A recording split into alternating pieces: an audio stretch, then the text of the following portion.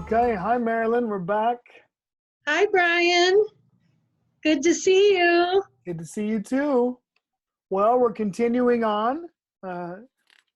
Initiation into the mysteries. That sounds very mysterious.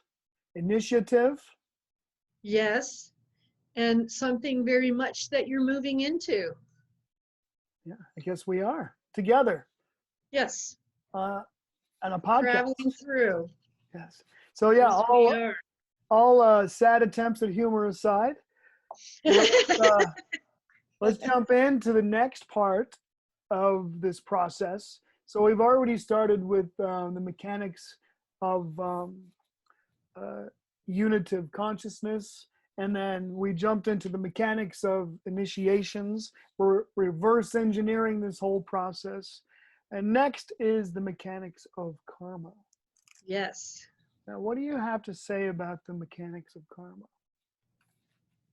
Well, the mechanics of karma has a lot to do with understanding the various kinds of energy, and in terms of ignorance, darkness, dominant darkness, evil, what is light, and the various gradations of light. And so the terminology you're going to see in this chapter has a lot to do with that. So you're going to be dealing with the variations that we see, which are behind the intention of the actions that we take as human beings. I took a quote from your book, The Hammer of Mysticism. Karma, delusion born from vice and sin. Could say we are souls caught between the light of divine aspirations and the fog of appalling debts. What do you have to say? What do you have to say about that? Well,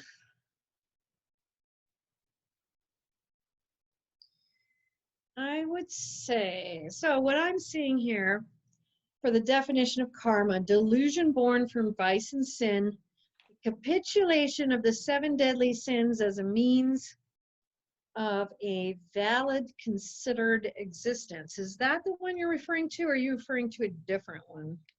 Well, I think that what happened there, since I was writing everything down from the Audible book, that I just kind of chopped that up a little bit. Yours sounds quite a bit more specific. So. Okay. Please continue. So what that means is so delusion born from vice and sin, karma, is it is a worldview that we weave into a tapestry of a lifetime that is born through vice and sinful reactions, behaviors, etc. Not necessarily that we see or realize in our conscious state. Our oversoul, our higher self, would know this as we were entering into the incarnation process, but we might not realize this most of the time. We don't before we enter into the process of the spiritual awakening and then the initiations. Then we realize, oh, we have some delusions. So karma is this delusion, but the delusions that we have that weave the tapestries of our lives are usually born of vice. And so when it says the capitulation of the 7 deadly sins as a means, this is important, of a valid considered existence, that's what is happening, where we are seeing a delusionary reality that we are creating and living by as being a valid and well considered existence, when in fact it is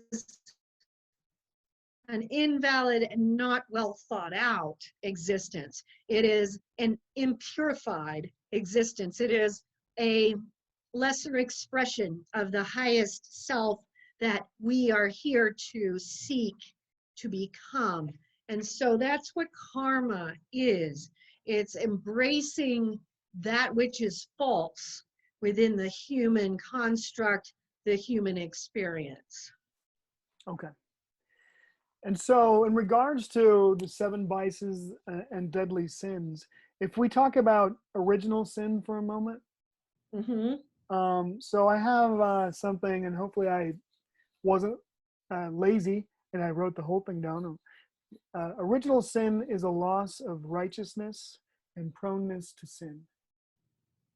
Does that sound? Okay. Does that sound? Well, I'm not sure where that's coming from in the chapter. I'm sure it is, but you know, one of the quotes that I think is a really, really good explanation. I'm going to take right from the chapter because it really lays out for us what original sin is in its many manifestations. And so this is my definition of original sin. That is also a valid definition of original sin. And let me see if I can find that here.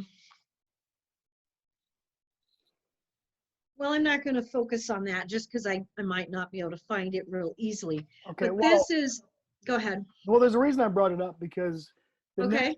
the next part of that, when that was brought up, was how original sin can be transformed, and including the original sin of all mankind. And Oh, so, okay. And is that this, which says original sin is transmitted through the seeds of the seven deadly sins, mm-hmm, is implanted through habit, is cultivated by tolerance, and grows through the mass ignorance of humanity. yes, Original sin can only be transformed through the seeds of the seven virtues, implanted through habitual choice, cultivated by discernment, and grown through the singular awareness of an individual soul. And this next part is important as well. Beyond our individual karma and vice lies the original sin of all mankind. We partake of it because of our own humanity, so we must transform it because of our own divinity. And so the definition I'm reading here that comes from me is just an expansion on the original understanding of original sin, which is the propensity of fallen man to sin, which is the karmic nature, sinful nature of man. But it also is referring to the different ways that this happens. It comes through our karmic background, comes through our own individual choices, but it also comes out through the things that occur in our society, our world, and around us. Occurs in our families. You know, we plant the seeds of original sin and sometimes original virtue, you know, within families. So these are the types of environments that we look at when we're trying to understand the patterns and the habits and behaviors in ourselves that may be coming from something that is original. One way you can actually identify this is you look at things that you do because you've always done it that way.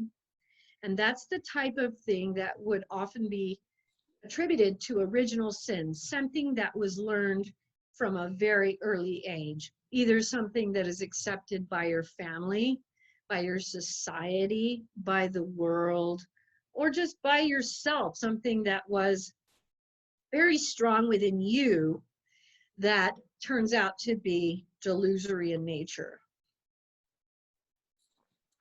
and so when we talk about karma, what comes up right away is the grand phases of the soul and purification. Right. So that when we work through our karma, it allows us to then be initiated into higher states, right? Right. Higher energetic states and such.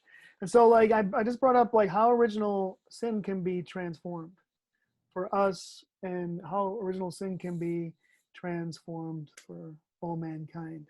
Maybe that's kind of a grand approach to jump in with that right away. But what is that's a statement that I pulled out of there from the book. How can we transform original sin?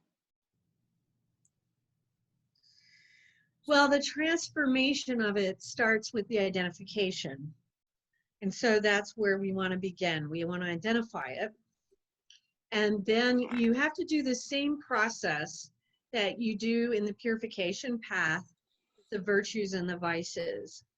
And this can be a little more tricky because you are dealing with social norms too. You're looking at, okay, well, this is the way people have always done it. This is the way it's always been done, and it's always been accepted this way. So then you have to take it further and actually look at it and see whether or not it is in a conformity with moral law, with virtue, or if it is actually encouraging something that is out of alignment with that.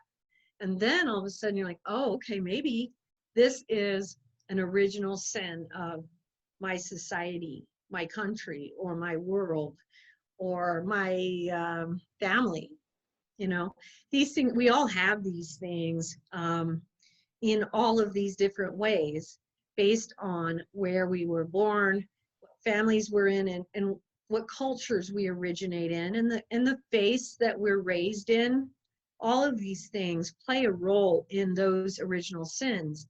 And so then we have to do the work of recognizing what would be the opposing virtue that would actually be appropriate. And that's where the discipline comes in, where you're going to begin to start replacing those behaviors. And you do it one time at a time. And you're going to fail because it is habitual. So you're going to make mistakes, but you're going to get back up again, and you're going to keep trying. And that's the discipline of keep doing it, even though it takes a while, and you're going to fall, and you're not going to be perfect at it.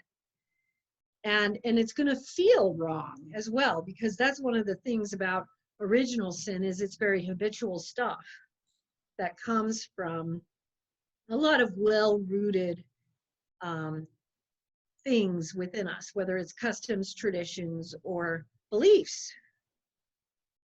So, as the title of the book, The Hammer of Mysticism, an encyclopedic journey into the mystical processes and terms, let's start breaking down and getting into some of the processes and terms so we can identify these things a little bit better.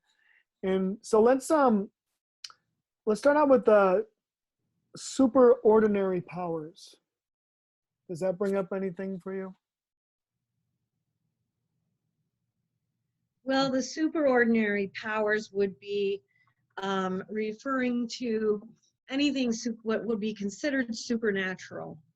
But again, everything that people consider supernatural, I would not consider supernatural. I would consider a lot of things that people consider supernatural, I consider just having not been cultivated.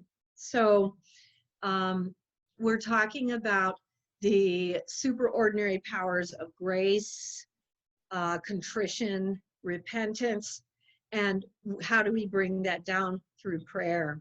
So we want to start with a strong prayer life to ask for the graces that we need, because this is what superordinary things are that you're speaking of. I can't remember the second word there. Of what? Superordinary powers? Yeah, superordinary powers. That's what they are. That's what it is. It really refers to grace. It refers to, the Holy Spirit coming down upon us and endowing us with gifts. There was a St. Catherine Labouré, who's a Catholic saint. She had visions in the early 1800s of the Blessed Mother, and she is the founder of the miraculous medal, which is well known to Catholics. And she was in a convent, and a little girl came to her in her cell and was asking her and directing her to go to the chapel. And so she went to the chapel, and the Blessed Mother was waiting there, and she had one of what I think were several apparitions of the Blessed Mother, which is what the miraculous medal came from. But one of the unique things about this vision that St. Catherine of Labouré had was that the Blessed Mother had 10 rings on each of her fingers. And Catherine mentioned that there were a few of them that were really lighted up, and the others were really, really dim. And she asked the Blessed Mother, well, what are those rings, and why are some of them really well lit up and some of them are just barely, emitting anything? And she said that the rings on her fingers were the virtues that people can pray for to receive from her. And the ones that were really well lit up, which were like 2 or 3 of them, were the graces that people asked to receive from her regularly. And all the rest of them that were dim were the ones that people often forgot or neglected to ask for in prayer. And so one of the prayer practices I've taken up includes asking the Blessed Mother to bestow upon me all the graces that she has to offer within those rings, including the ones I don't know what they are. And this is how we make possible for ourselves to receive the superordinary powers, because that's what grace is. But we want to ask for those graces. There's a reason why Christ said, ask and you shall receive. It's because we do need to ask. We need to ask for those things. And we want to ask for the graces because those graces are what provides us with the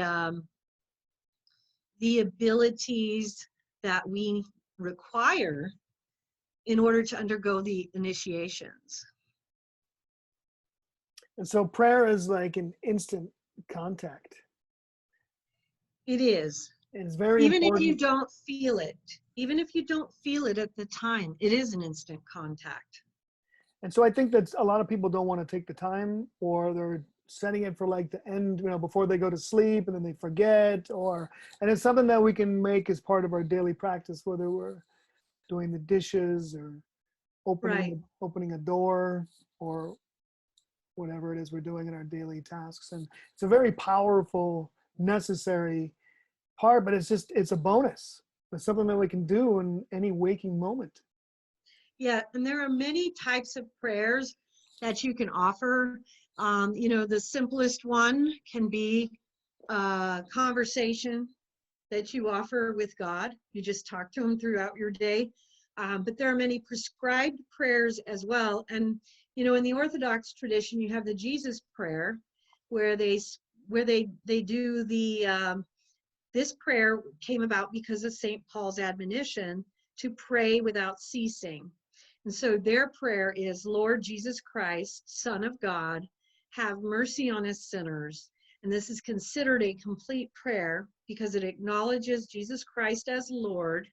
It acknowledges his position as in the Trinity, and it's calling down grace and mercy upon mankind and upon us as well.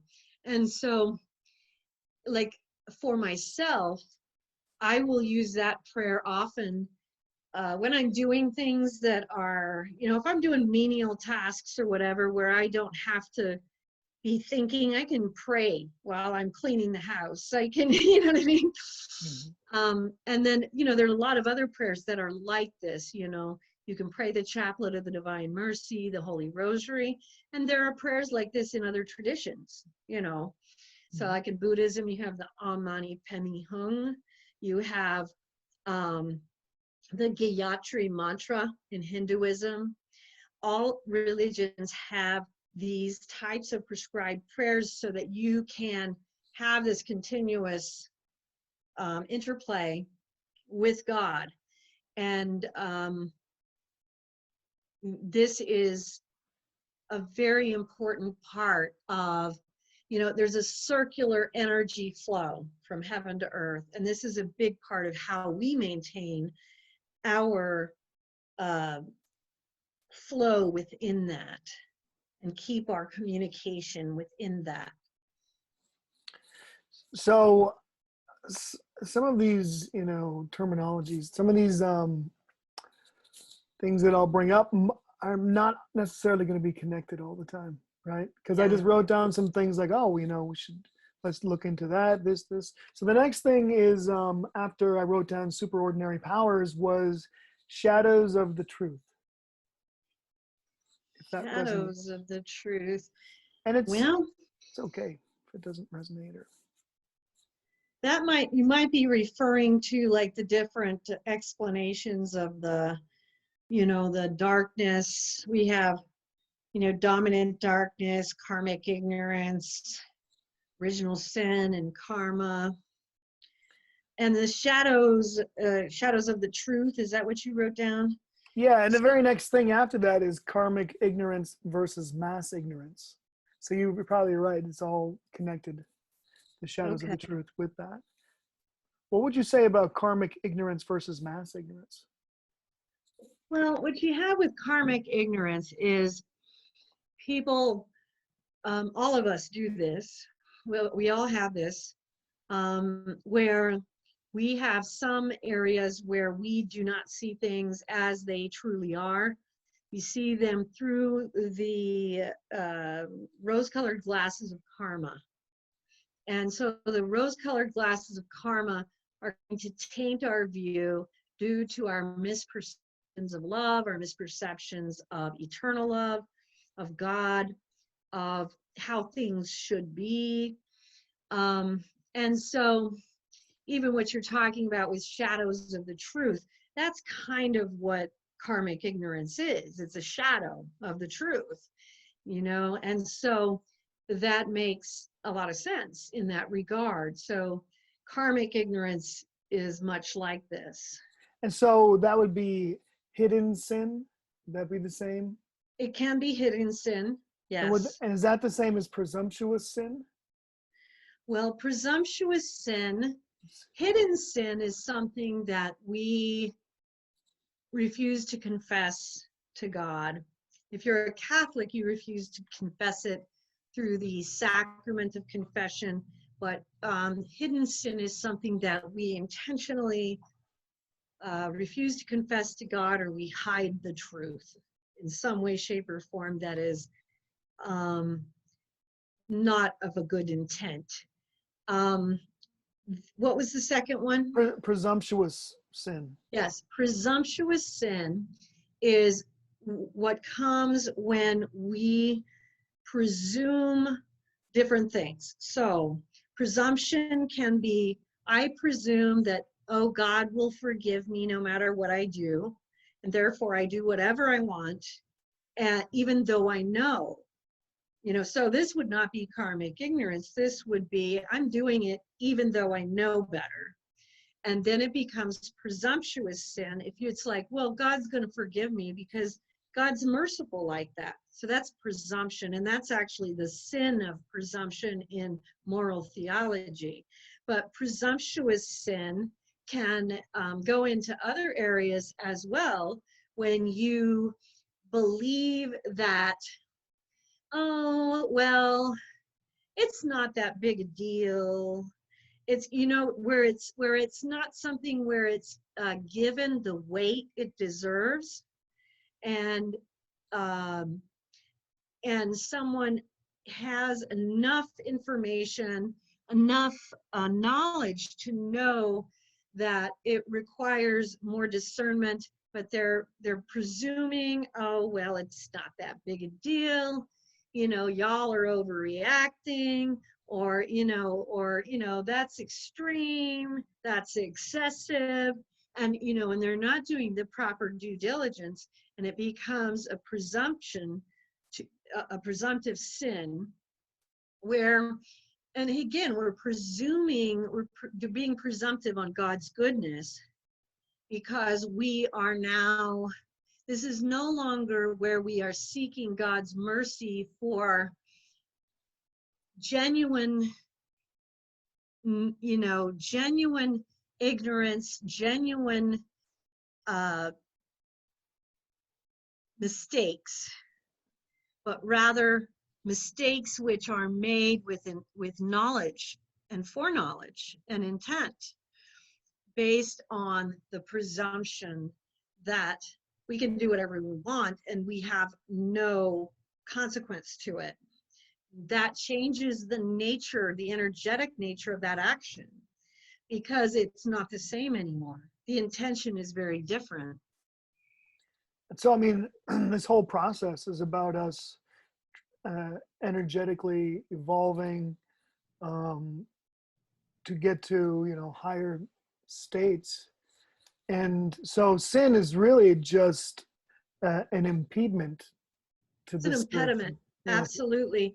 In Buddhism, they call it's sin in Christianity and Catholicism, but in Buddhism, they call it like cravings, fetters, cankers, Mm-hmm. they're the same thing. And ironically, the words that are used in Buddhism, I think, are even, they're all valid. But the words used in Buddhism are helpful because they point out the fact that they are impediments. Mm-hmm. They are a craving. It is a passion is a craving. If it's a canker, it's something that's like it's a defect. That all of these things are impediments to seeking the all holy God. And so when we understand, okay, this is preventing me from reaching my goal, then we can look at it differently. It's like, okay, I'm going to remove impediments. I'm going to remove these cankers. I'm going to remove my cravings and my fetters. These are attachments that are preventing me from attaining to my goal. And it becomes a more intellectual pursuit rather than a shaming pursuit. Yes, as you taught me, what they say in Buddhism is it's a higher or a lesser act. Yeah. Well, As opposed to yes, a sin. exactly. Right? Exactly. Which then, yes, Yes. does indeed make it more intellectual instead of a shaming. Right. Where it's like, okay, then you can look at it and say, well, is this serving me or is this not serving me? You know what I'm saying? Yeah, instead of I'm a bad person or I'm a good Yeah. person. I'm a good person for now. Oh, now I'm a bad person again. And tomorrow I'm bad again. You know what I mean? And that can be, believe it or not, that can be a true impediment. And that's one of the reasons I bring it up a lot, is because when people get focused on the guilt and the shame, that can become an even bigger impediment because they're so focused. And ironically, this goes into the hidden sin, because people don't, they feel guilt and shame and they want to hide it. And then they focus on something else instead of removing the cankers. Remove the cankers and just get it over with. And I think it's interesting too, because we don't realize how alike we all are, and I can say that in the work that I do, we're all the same. We all work through the same types of impediments. We all have the same vices, and we are all doing these same things.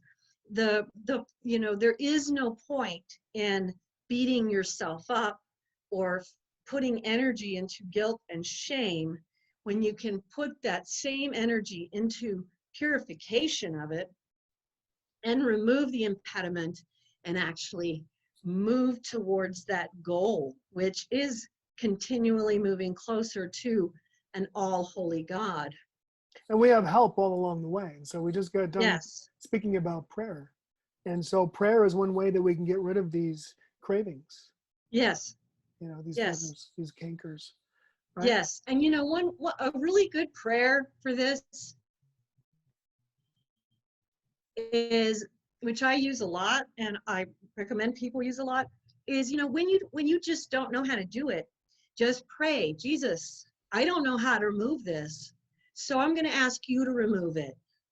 And I'm going to ask you to give me the grace to eventually learn how to manage it myself. But what we do is we forget that we can ask to put things in the hands of God that we don't know how to handle. I don't know how to forgive this person, so I'm asking you to forgive this person.